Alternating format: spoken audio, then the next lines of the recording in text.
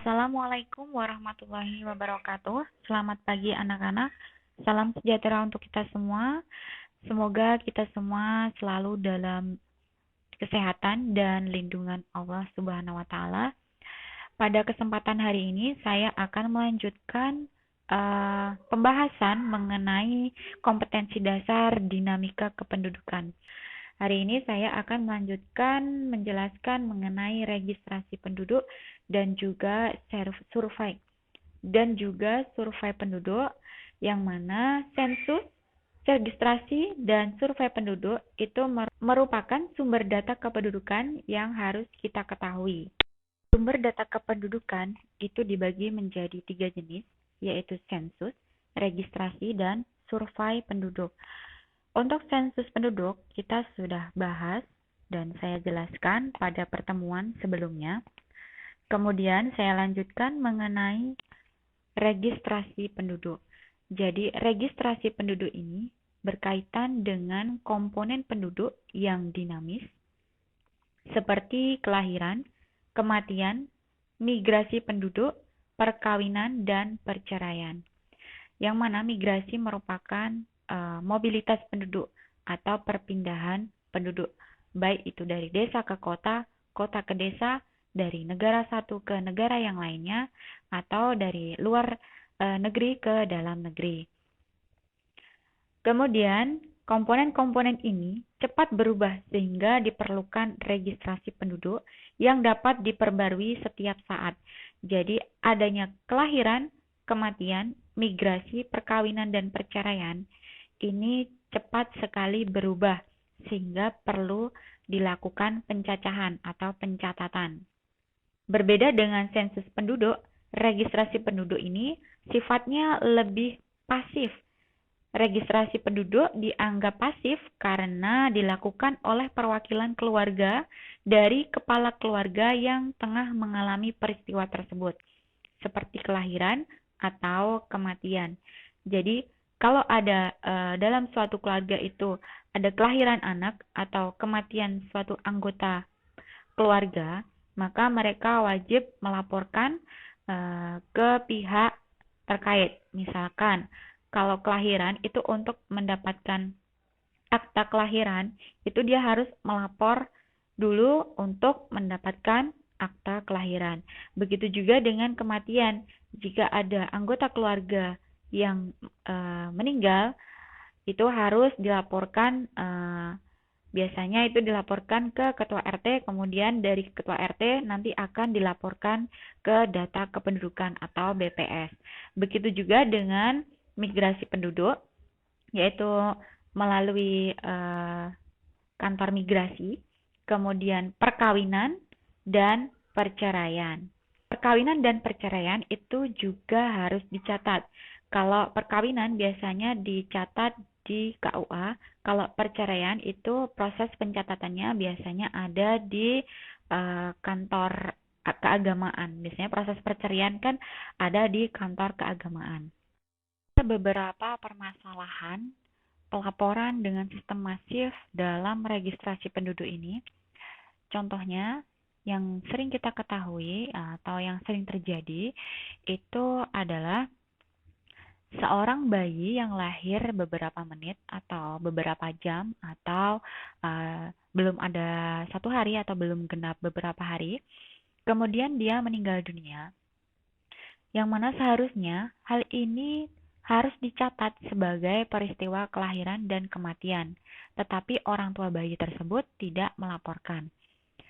Karena bayi tersebut tidak ada 1 hari, maka orang tua tersebut tidak mau melaporkan proses kelahiran dan kematian, yang mana dalam registrasi penduduk sendiri itu berkaitan dengan komponen penduduk yang dinamis seperti kelahiran dan kematian. Nah, contohnya tadi adalah jika ada bayi lahir yang usianya biasanya sangat singkat ya, misalnya belum ada 1 hari, kurang dari 1 hari, kemudian dia meninggal atau mati, maka dia tidak dilaporkan dalam proses pencatatan kependudukan. Jadi dia tidak dilaporkan lahir dan juga tidak dilaporkan mati. Kemudian contohnya yang kedua, jika ada penduduk yang rumahnya dengan kantor desa itu terlalu jauh atau sangat jauh. Jarak kantor desa untuk melaporkan itu jauh dengan rumah penduduk, sehingga penduduk akan kesulitan untuk melaporkan dinamika penduduknya, entah itu kelahiran, kematian, migrasi, perkawinan, atau perceraian, sehingga mereka tidak mau melaporkan. Kemudian contoh yang lainnya itu registrasi penduduk. Penduduk yang boleh mencatatkan peristiwa-peristiwa demografi adalah penduduk de jure saja. Jadi yang mencatat atau yang dicatat yaitu hanya penduduk secara de jure saja. Maksudnya de jure kemarin adalah secara KTP. Jadi ketika ada warga atau penduduk secara de facto, faktanya dia tinggal di situ, tetapi KTP-nya dia bukan warga situ, maka mereka tidak dicatat sebagai registrasi penduduk. Itulah beberapa permasalahan yang terjadi dalam registrasi penduduk. Kemudian, ada beberapa syarat dalam registrasi penduduk itu sendiri. Untuk memperoleh data registrasi yang baik dan benar, PBB atau Perserikatan Bangsa-Bangsa memberikan syarat beberapa aturan, yaitu sebagai berikut. Yang pertama, ada peraturan yang memaksa penduduk untuk melapor atau compulsory of registration. Jadi dalam hal ini, pelaksanaan registrasi harus dilandaskan atas dasar hukum, sehingga memaksa penduduk untuk selalu melaporkan setiap kejadian yang dialami keluarganya, baik peristiwa kelahiran, kematian, migrasi, atau yang lainnya. Yang kedua, dilaksanakan oleh badan pemerintah. Dalam pelaksanaan registrasi penduduk, serta penyajian data statistiknya harus dilakukan oleh lembaga pemerintah. Dengan demikian, hasil yang disajikan akan menghasilkan data yang konsisten dan berkesinambungan. Yang ketiga, adanya sanksi hukum. Jadi, sanksi hukum ini dilakukan untuk menjamin bahwa setiap orang mau mendaftarkan diri untuk didata. Begitu juga agar terhindar dari kelalaian dan pelanggaran pendaftaran. Kemudian, ada petugas yang melaksanakan pendaftaran. Tugas dan tanggung jawab petugas harus ditulis dengan jelas untuk menghindari kesalahan dan untuk menjamin keseragaman dalam pelaksanaan registrasi penduduk. Kemudian adanya keterangan yang dilaporkan, yaitu terkait informasi dasar yang harus dilaporkan meliputi identitas penduduk seperti nama, tempat tinggal, tanggal lahir, jenis kelamin, status perkawinan, pendidikan, dan lain-lain. Kemudian adanya khusus untuk pelaporan kelahiran dan kematian. Jadi untuk kelahiran dan kematian itu ada pengkhususan sendiri, yang mana tanggal kejadian dan tanggal pelaporan, begitu juga tempat kejadian serta tempat pelaporan sangat diperlukan untuk dapat disajikan ke dalam hasil catatan dan tabulasi data statistik. Jadi ada nama dan tempat dan usia juga. Jadi pada saat lahir, itu dia lahir di mana, tanggal berapa, dan pada saat ada kasus kematian, maka dia akan dilaporkan dia meninggal di mana, di alamat mana, di tempat tinggal mana, dan usianya berapa. Kemudian, yang terakhir adanya proses tabulasi dan penyajian data.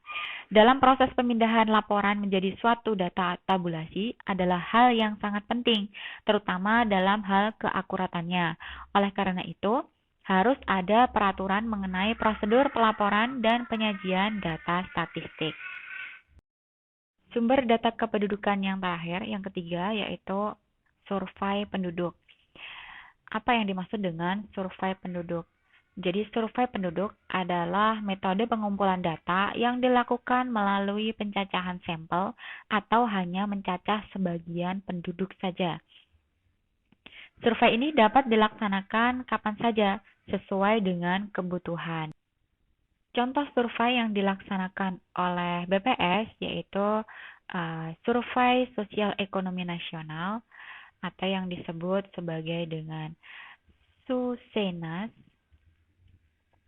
Dan ada juga contoh lainnya yaitu survei penduduk antar sensus atau yang sering disebut dengan SUPAS. Setiap metode pengumpulan data kependudukan tentunya memiliki kelebihan dan kelemahannya masing-masing. Kelemahan metode survei adalah tidak dapat mewakili semua penduduk karena hanya diambil berdasarkan sampel. Sedangkan kelebihan dari survei penduduk itu dapat dilakukan kapan saja. Kemudian data yang diambil sesuai dengan kebutuhan survei, data yang dikumpulkan lebih lengkap dan rinci, dan tentunya survei penduduk lebih hemat terhadap waktu, biaya, dan juga tenaga. Itu saja materi yang saya sampaikan untuk hari ini.